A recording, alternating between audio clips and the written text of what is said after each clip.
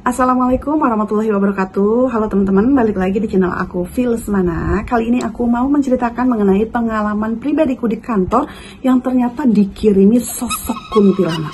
Selama bertahun-tahun aku nggak tahu kenapa terjadi perubahan besar di kantorku ini, dan baru tahu setelah sekian lama kalau perubahan ini terjadi akibat ulah sosok kuntilanak yang dikirim di kantor aku. Langsung aja kita ke kisahnya ya. Jadi kejadian ini berawal di tahun 2014. Aku yang bekerja di salah satu kantor cabang mertuaku mengalami perubahan yang tidak biasa.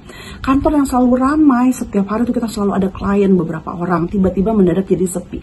Dari yang setiap hari ada, mendadak jadi 2 hari sekali ada, 3 hari sekali ada, lama-lama cuma seminggu sekali, dan itu pun juga sangat sulit.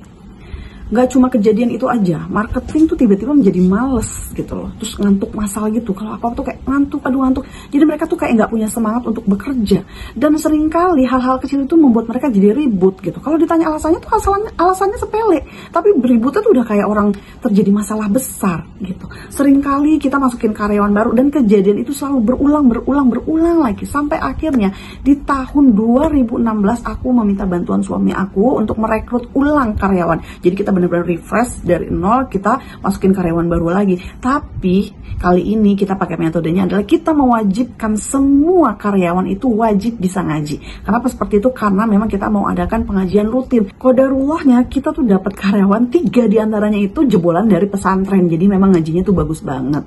Nah sejak itu memang kita wajibkan setiap habis asar itu wajib ngaji masing-masing pribadi.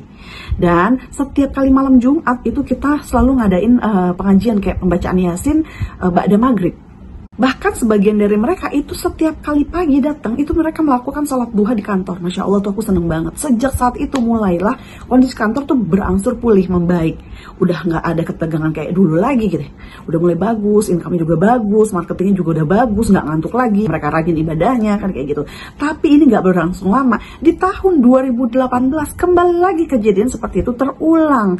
Mereka tuh banyak yang resign juga, tapi bukan karena alasan dari kantor ya, tapi itu alasan dari rumah. Entah orang tuanya kenapa lah yang mengharuskan mereka untuk berhenti gitu. Bahkan yang paling buat aku menakutkan lagi ya, itu setiap klien yang datang tanpa konfirmasi ke kita, itu katanya melihat kantor kita tuh selalu tutup. Terus katanya nomor kita tuh nggak bisa dihubungin. Aku selalu tanya, kenapa nggak telepon dulu, kenapa nggak bikin janji dulu. Terus si klien ini akhirnya ngomong, saya hubungin kok nggak bisa nomornya ya, nggak aktif gitu.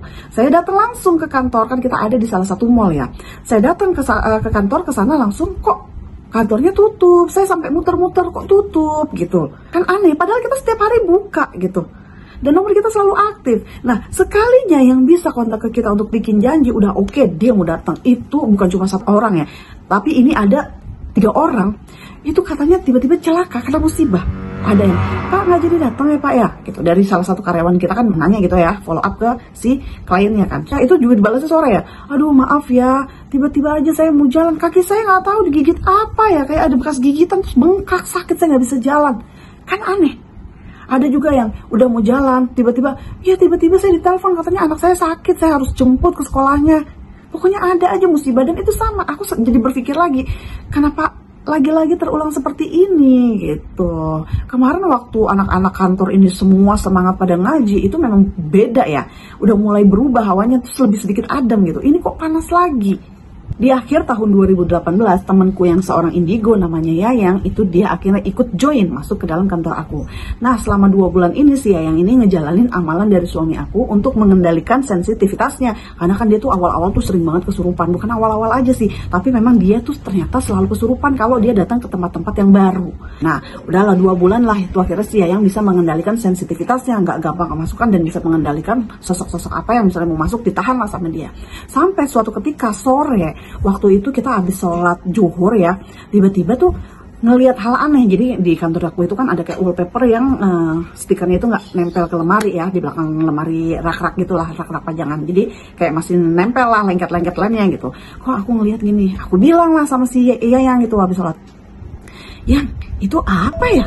Kok banyak rambut sih di atas tuh, di wallpaper nempel kayak gitu? Mana rambutnya panjang-panjang banget, kataku gitu kan. Terus udah itu si Yayang bilang, oh iya ya Nov ya, rambut siapa ya?